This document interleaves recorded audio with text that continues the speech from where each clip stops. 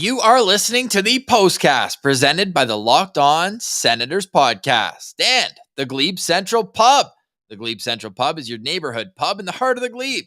Great people, great food, and tasty drinks. Visit them at 779 Bank Street.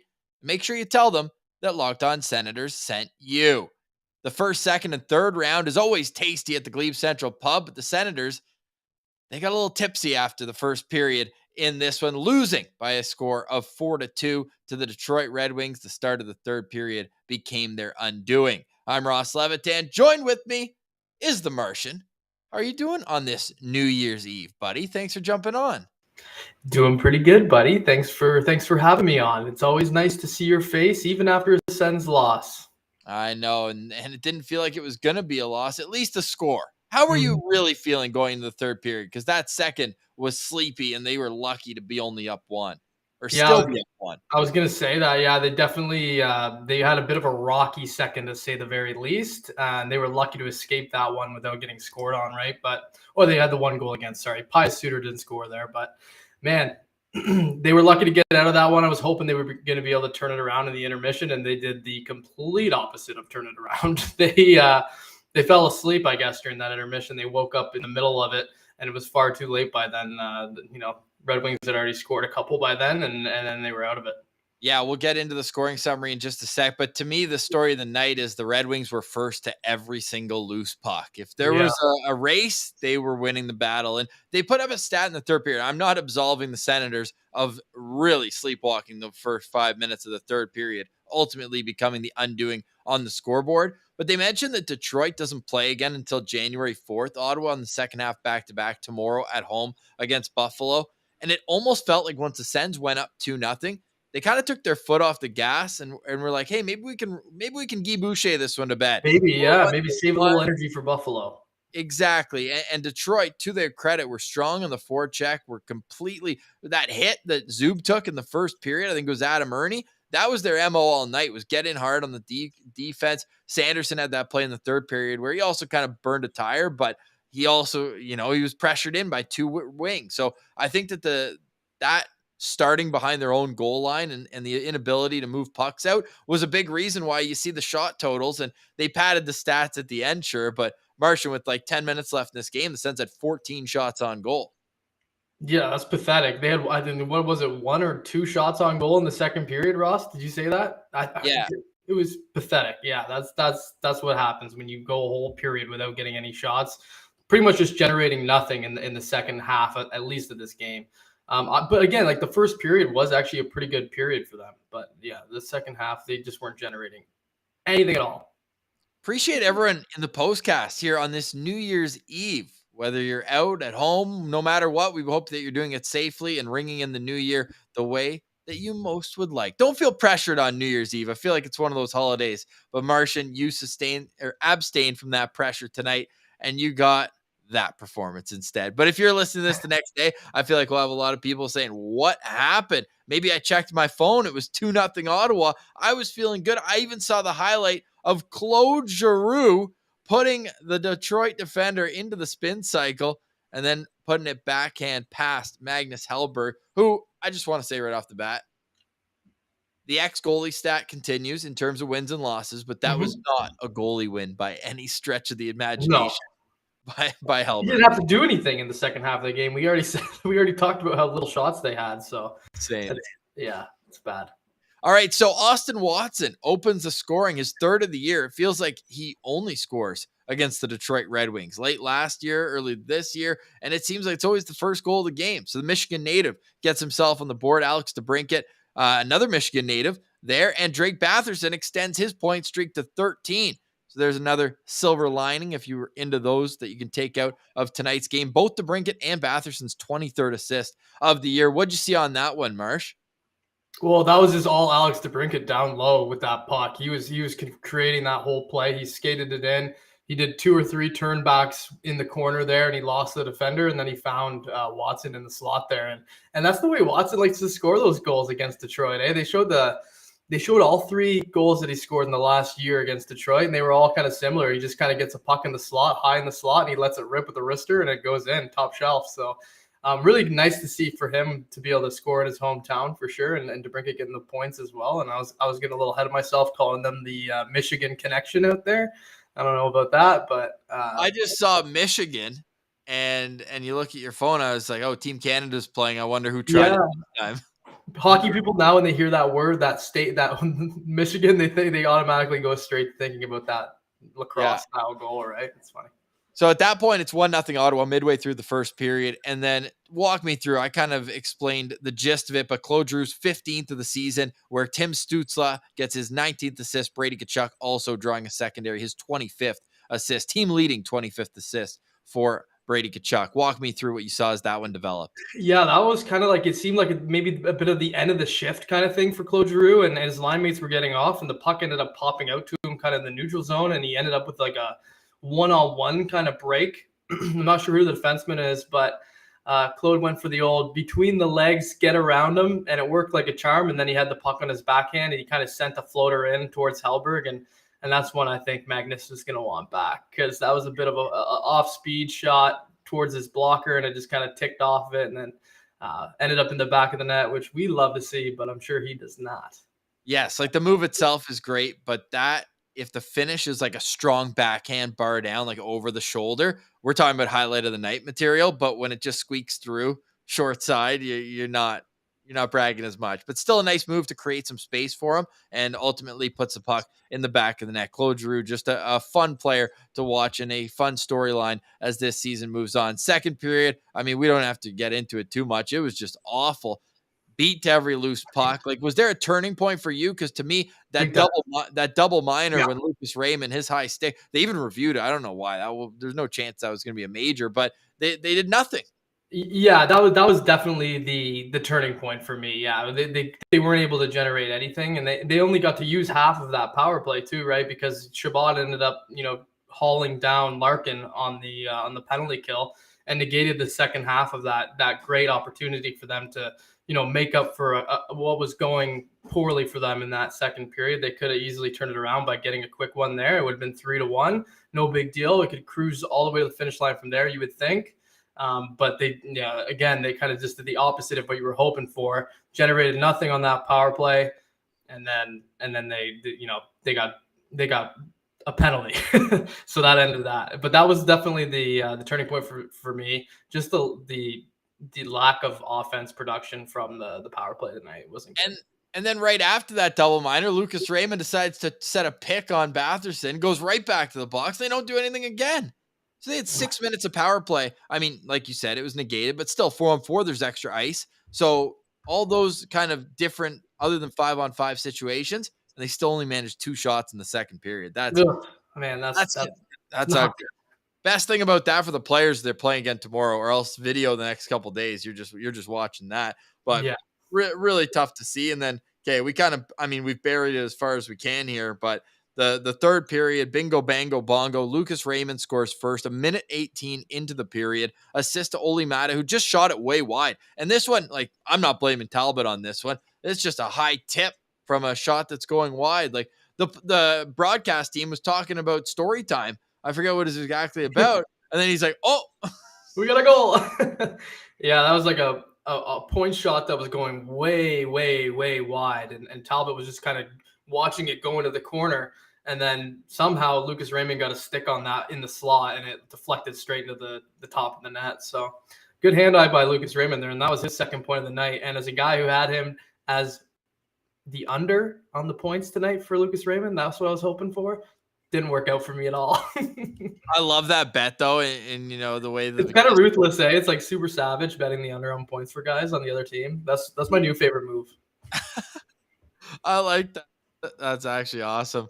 So that was his first point of the night when we're talking about Lucas Raymond, and then it was Elmer Soderblom on, like, I don't know, man. Yeah, This one I'm probably gonna be a little harsh on the Watson. forwards. Yeah, come back out as I rewatch. Like, Watson mishandles it, and he does the old like hand shrug after it goes in. Yeah, he's like, "Oh, it was a bad pass in my feet." Well, yeah, it was, but you kicked it straight into the slot, Right and in that the 6'8" monster was standing right there. And then, I mean, this one, it's probably a secondary blame, but you've got two guys who have played a lot of center I mean, Kaslik this year, Broussard in his career, and they just leave the high slot wide open.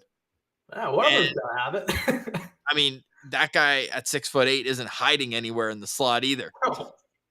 No, he's a monster. And they don't stop talking about his height too. It's super Oh, annoying. Like, we what get is it, man. 6'8"? He's huge. Okay, you don't see 6'8" forwards all the time. He's been in the league for a little while now. Let's give it a rest on the height thing. We know who he is. So Soderblom, that 6'8".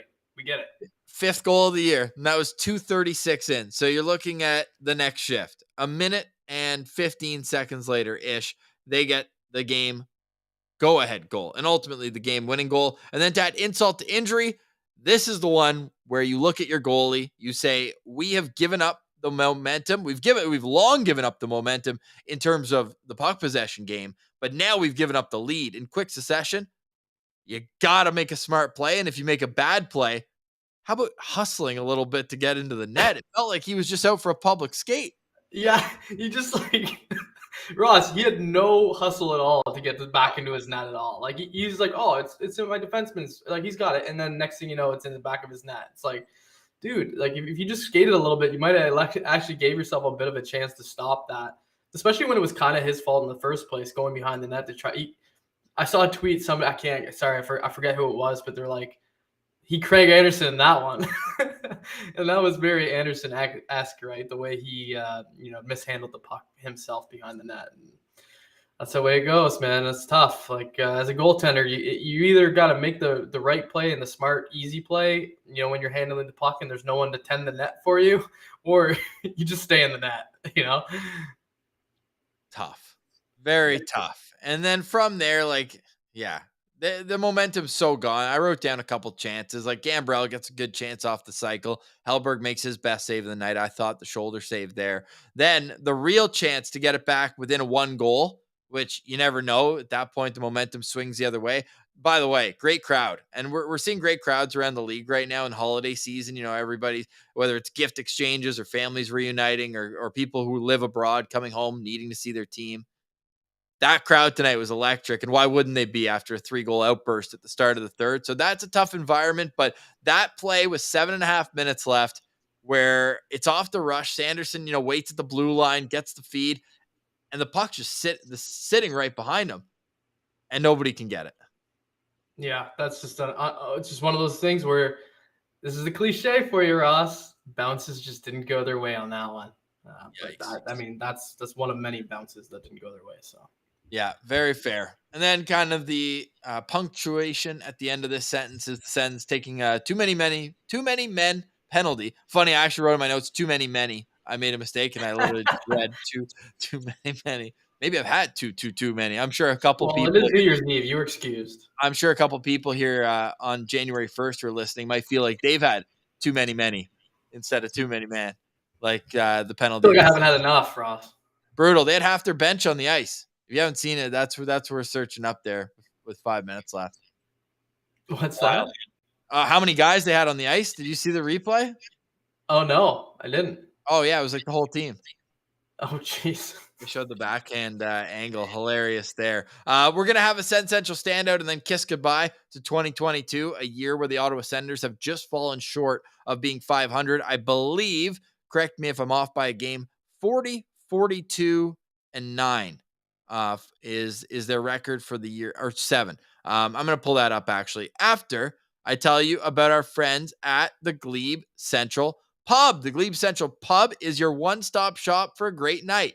You've got an unbelievable selection of beers, foods. They've got specials. And on January 7th, they've got the shuttle to and from the Ottawa Senators game for the low price of $15 round trip. They'll take you to the CTC. They'll get you back to the Glebe Central Pub. It saves you the parking pass. It saves you the DD responsibility. It's just a great play. And then you can be amongst friends. The vibe in that bus, I assume, is just going to be elite every single time. We're going to find a date later this season and get ourselves on the Glebe Central Pub bus. Can't wait for that. So go check them out, GlebeCentralPub.com, all the games that they have available, and join them for a pint at the pub and let them know that Locked On Senators sent you. All right, Martian, Ottawa Senators end 2022 with a 4-2 loss to the Detroit Red Wings. 3 goals in a span of a minute and 55 seconds, tears victory from the jaws of a 2-0 lead, which we're seeing more and more in the NHL. These 2-goal leads. Just ask the Washington Capitals on Thursday night. They'll tell you Ottawa was able to erase 2-goal third period lead. But tonight, it was their turn to squander one, although one went in the second. There might be a couple standouts here still. You got any off the top of your head? Oh, Martian, I should, but before I hear, as I unmute you, I also want to ask you, Brady Tkachuk blocked a shot in the first period. I don't Yeah. know if he's 100% after that. Off his hand, yeah. I think a lot of people might have been speculating earlier on that he might be hurt, and the way he was playing, he's on a 6-game goalless drought, and a lot of people look at that. But yeah, he kind of disappeared after that happened to him tonight. Yeah, that was if he is injured now, it's I think it happened on that play because that looked like it hurt. Yeah, he took a heavy point shot right in the hand and then skated immediately off the bench onto the bench, but. I mean, the guys on the broadcast were kind of saying that it looked like maybe it was like the shock of it all, like kind of like scared him or confused him or something. And maybe it didn't hurt as much as I don't know what they were trying to say, but the play-by-play tonight left a lot to be desired as well. But anyway, yeah, I mean, he took a shot in the hand. So, I mean, that can't feel good. And if you noticed, he was pretty hesitant after that to shoot the puck for a while. Like there was a 3-on-1 chance where he was the man with the puck and he was in prime shooting position, just like, do your thing, Brady. Shoot it low and put it 5-hole like you usually do. But he really forced the pass on that one. And there was another one, too, where he had like a semi-breakaway kind of 2-on-1 situation with Timmy. And it was the same thing. He could have shot it, but instead of like either driving the net or shooting it, he went for like to protect the puck and try to put it back into the slot for Stützle. And I thought that seemed not like his usual move. So, yeah, it probably hurts Ross.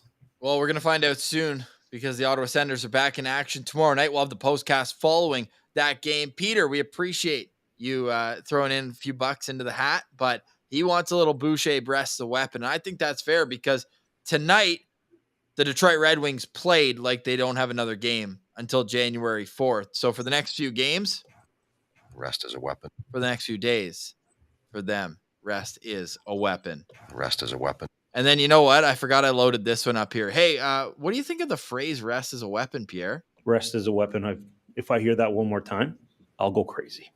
You'll go crazy. Rest can't be a weapon for the Sens. We play again tomorrow. So yes, we do against a very good Buffalo Sabres team who also erased the third period lead today. That seems like the story in the National Hockey League these days. Martian, I cut you off. I needed to get that Brady Tkachuk conversation in there, but who is your Sens Central standout for tonight's game?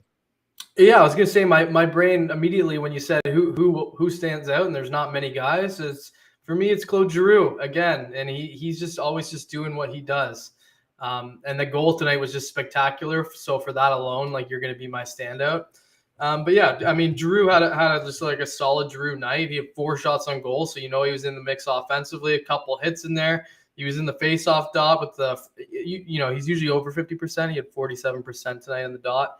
Took the most faceoffs on the team, though, by a mile. Took 50 and they were doing the thing again where they'd put him out for the draw and then send him back to the bench, too. So he's doing a lot out there, I think, even more than people realize, even more than we realize, for sure. Yeah, and I think Claude Giroux is a big reason why my Sens Central standout tonight had the game he did. I'll go with Tim Stützle. I thought he was noticeable. He had some good puck touches. Nothing too dangerous right around the net, but I thought it was a good game for him. Compared, I think that overall it was not the best night for a lot of guys on this team. So I'll go with Tim Stützle. I thought he was good out there, and he played a game high among forwards for this group as well with almost 23 minutes. He played 22:57 in tonight's game. Only Thomas Chabot playing more in the game. Ho-hum, no surprise there. Timmy had 2 shots on goal, 1 hit, 3 face-off wins. So 60%, but only five draws in this game. Yeah, I think it's more so the bar is pretty low. Let us know in the comments as well. Who is your Sens Central standout? Kara mentioning Hellberg is her standout for his throw of the puck. Do you notice that play, Pills or Martian? Sorry. Yeah. He's just like, let's get this thing out of here, and he just chucked it into the to the boards on the far side. That was pretty cool. Yeah, no, good stuff. All right, I do love Hellberg. Any final thoughts on tonight's game? Because to me, it sucks in the standings, and obviously the meaningful games were starting, even though it's not even January until midnight. However. it felt like it was setting up to be a very good vibes weekend as the Sens had won their last few games in dramatic fashion. I honestly, if they come back tomorrow and play a good game, we can talk about just flushing this one down the toilet. Yeah, I think tomorrow's the big telltale here. We can't have another stinker like today because these are the most important games right now that we've seen all season with these two teams that we're facing in the race in our division. Both good young teams on the same kind of trajectory as Ottawa, so you want to beat them, just kind of assert your dominance over them early in the lives of these franchises as they move forward with these young players that they have. So would be nice to get that one tonight, but we did beat them 6-3 last time we saw them, so it's 1-1. Let's go. We got a rubber match coming up here. So excited for that. But I mean, just generally, I thought, it was the story of three teams out there tonight for the Sens. It was a good first period. It was a lucky second period. And it was just a straight up crap third period. So that's my summary for you, Ross. And now this team that looked defensively shell-shocked throughout the rest of the game after that 3-goal onslaught is going up against the Buffalo Sabres, who score goals as well as any team in the National Hockey League. They beat the Boston Bruins in their home. They've got some weapons. Yes, they do. Alex Tuch, Tage Thompson, you name it. Dylan Cousins on the board tonight. Jeff Skinner, all guys to look out for as well. And you mentioned it. Now the rubber match, it's tied 1-1 between the Sens and Red Wings. It was supposed to be 3 games in 2 weeks, but we know last Friday's game was postponed due to the storm. So now they're going to play at the end of January, and both teams, obviously things can change between now and then, but Jacob Vrana is coming back from the player assistance program. That's great to see. And then Ottawa, could they have Josh Norris back by the end of January at the end of February 27th? They're playing. So these 2 games were in quick succession. Martian, the next time these 2 teams play to finish the season series, back to back, both in Ottawa. Right. Yeah. I'm hoping to make it to at least one of those games. That'll be fun. And that's how you build a rivalry, right? Right, Ross? That's like that. I mean, you have a couple games back to back, you build a little hate. That's what playoff series do too. So that'll be interesting. I think, yeah, it'll be fun to see which of these teams in their division end up being like the big rival, right? Like, I mean, the Leafs are automatic and the Habs are also automatic, but there's usually 1 or 2 others in the East who the Sens end up hating when they're good. And I feel like it might end up being like Buffalo or Detroit. Yeah, well, let's let the hate flow through us to start 2023. We'll be back for the postcast tomorrow night, and then we'll start 2023 with the Locked On Senators podcast on Monday, January 2nd. We appreciate everyone for joining us in the chat live after each and every Ottawa Senators game, but if you missed any of the postcast, you can check that out on any audio podcast platform. You can follow the show on Twitter as well at Send Central, and make sure you're following at Laleem's Martian as well. We're on Instagram, lockedon.senators. Martian's there with Laleem's Martian. And please subscribe on YouTube at the Locked On Senators channel. The Sens lose 4-2. It was an opportunity lost to make ground in the standings, and now they'll have to flush this one quick and regroup on home ice against likely Craig Anderson and the Buffalo Sabres. For tonight, we say goodbye. For Laleem's Martian, I'm Ross Levitan. Everyone have a safe and happy start to your 2023. We appreciate you guys so much. We'll talk to you tomorrow.